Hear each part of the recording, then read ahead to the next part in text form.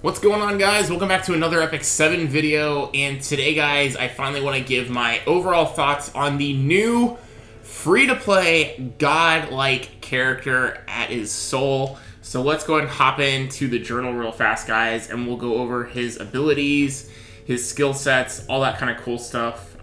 Since he is the flagship hero for Guilty Gear, he definitely deserves a spotlight on everything. So first of all, how you guys get him, he is free to play. You cannot summon him on a banner, so he's not on the Biken banner, anything like that. You get him from playing the side story.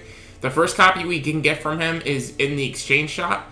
So once you guys get 2,500 of the currency, you guys can exchange for him. A lot of you probably got him done yesterday if you haven't already. But the fastest way is to get the, I want to say in the quest missions, once you go through the whole story, you should be able to get one copy of Junkyard Dog, and then you can equip that to any warrior, and then you can start farming with more currency. If you guys also did your summons of Biken beforehand, you also can get her artifact as well and equip it on any thief. Even if you didn't pull Biken, you can put it on like your Sez, on your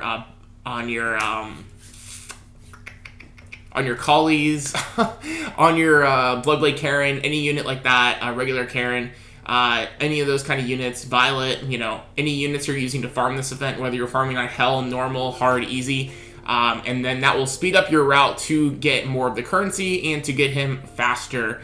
But generally, in about 3 to 4 hours from playing the side story, you guys should have him. So anyway, let's go into his abilities.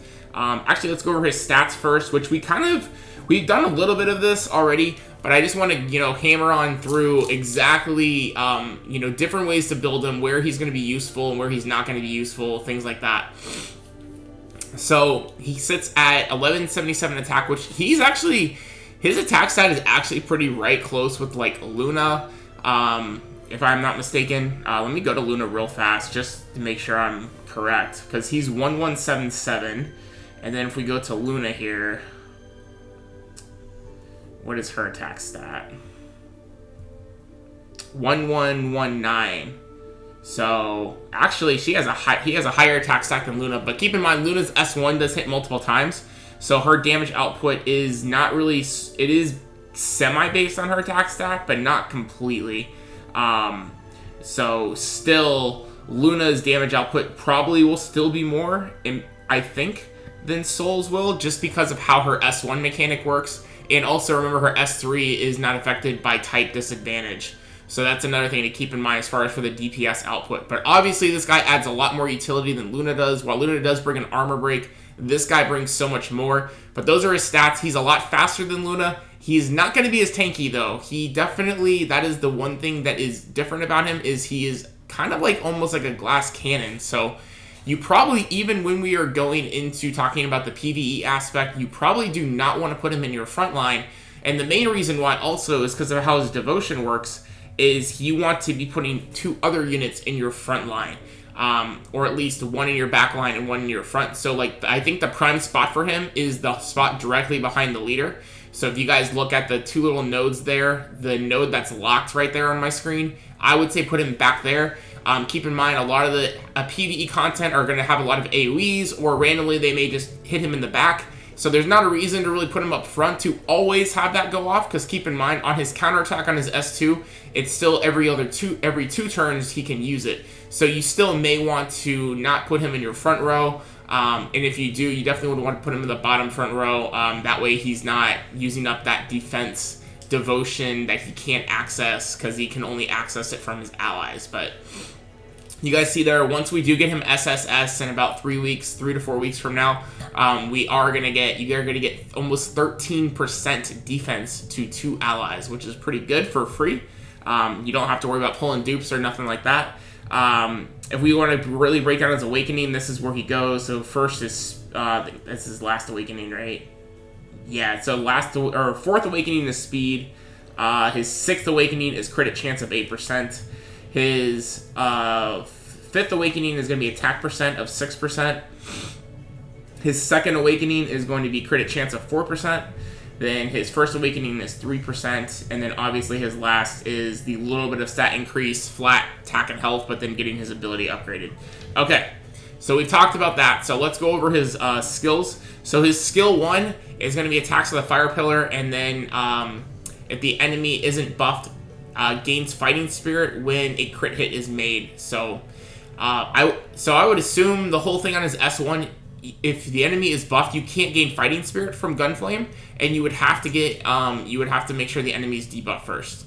So that's what it says here. Clarify that in the comment section down below. His S2 is like where like everything is going on with him. So it's a passive ability. Counterattacks and silences for 2 turns when an enemy uses a non-attack skill, or when the caster is attacked by an elite or boss monster. Damage dealt increases proportional to the enemy's max health.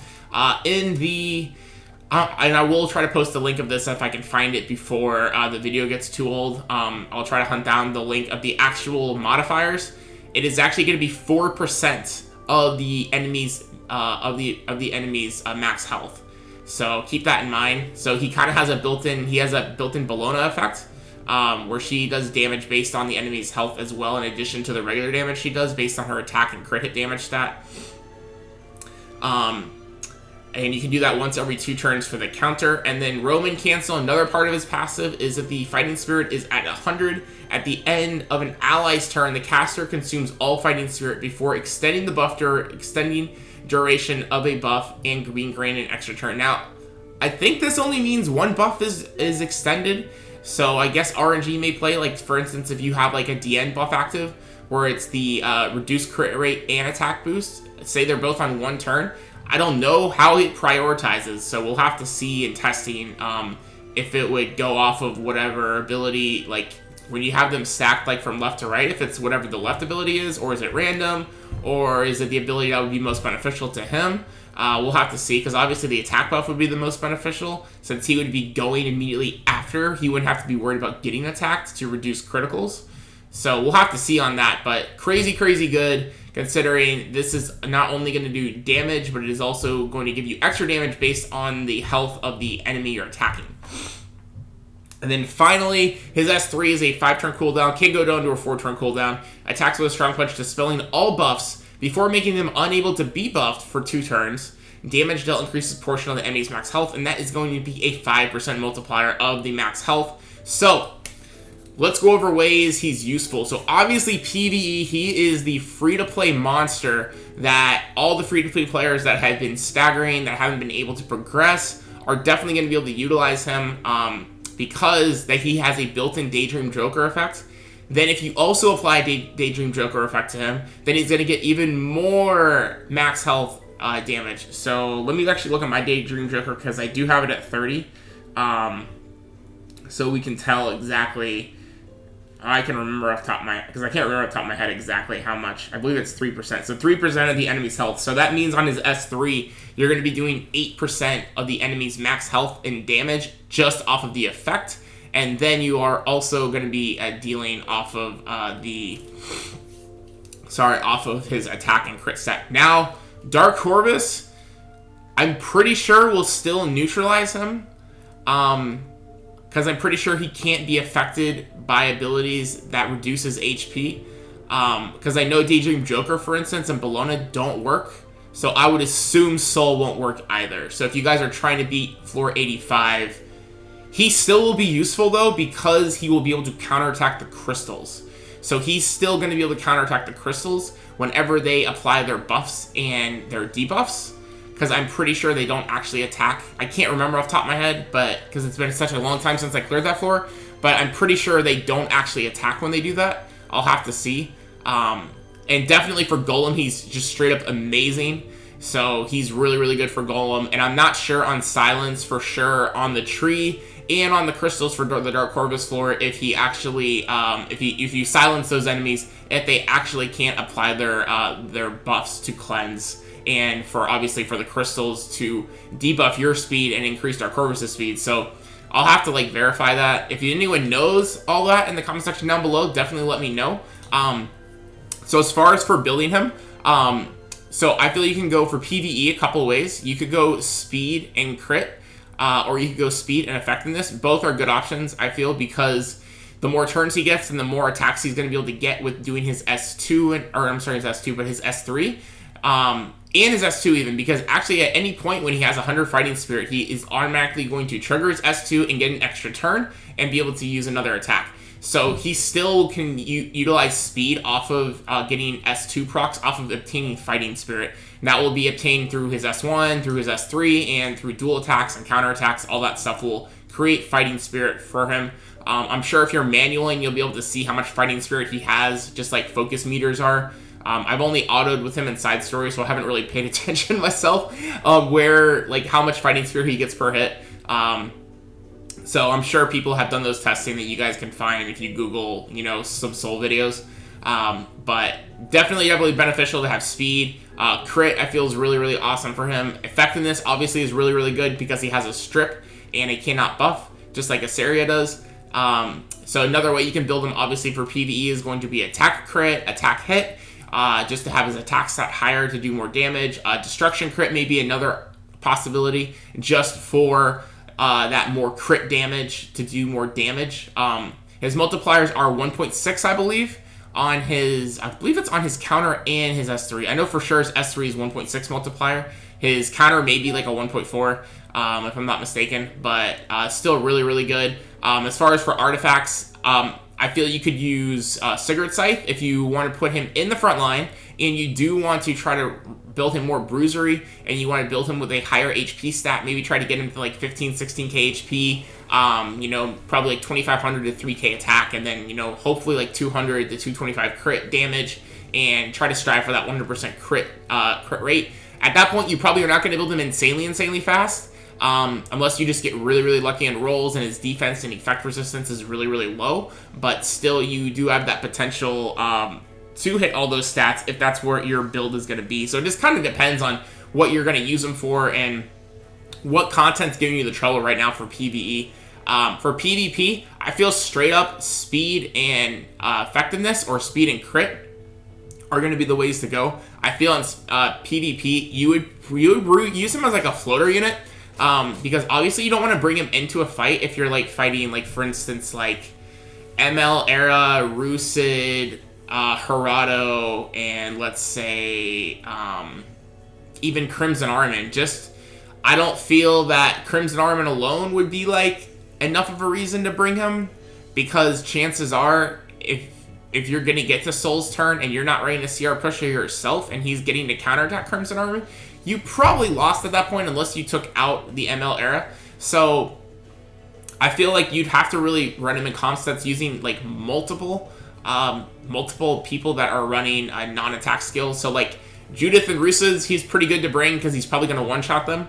So if your opponent can't basically take out 2 to 3 of your units by the time you get a turn, then you're probably going to win the match because they're going to have no pusher at all left. Especially for Rusid, where Rusid can kind of overlap because he can keep himself alive with that, a little bit with that continuous heal if they get enough protection. Dien, really, really good against Dien. The only problem against Dien is he is type disadvantage. So the likelihood of him landing, if you don't have a super, super high of over 100% effectiveness on her, it might be very, very hard. But, you know, getting that cannot be buffed on Dien would be really, really good.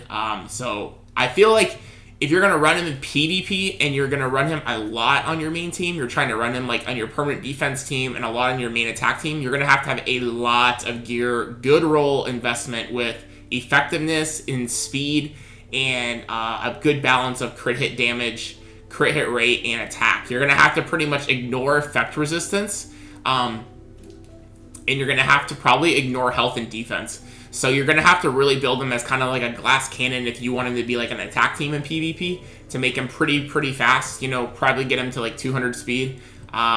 So that's kind of my opinion on how to build him, but I feel he is definitely my most excited unit so far. I love the aspect he's bringing to PvE to create all these different sort of counters for a lot of the PvE bosses, you know, like all the different crystals and obviously the golem floor, things like that. I feel he's just going to be super, super awesome for. Even A11, he's going to be really, really good, I feel, with that strip and everything against the A11 boss. He'll be pretty clutch. So let me know what you guys think of Solo in the comment section down below. How would you guys build them? Is there another set that I'm missing that you guys feel he is going to be really, really clutch on? Let me know in the comment section down below. I'd love to hear your guys' insight on his whole kit and how to build them, all that good stuff. So thank you guys so much for checking out the channel today. If you guys did enjoy, don't forget to drop a like down below, comment down below, obviously, your feedback from Soul in today's video, and subscribe as always if you guys are new. We did break 2,000 subscribers, so we will have a special celebration stream next Wednesday after update, which we'll be doing some ML summons, and I will be doing a gift card giveaway separate video. Details on that will be how you guys will enter. Don't forget we're giving away the epicseven, the insane epicseven account on Monday as well, and we are going to have another giveaway account coming from another viewer as well. So stay tuned for all those updates, guys, and I'll see you guys in the next epicseven video. Peace out, guys.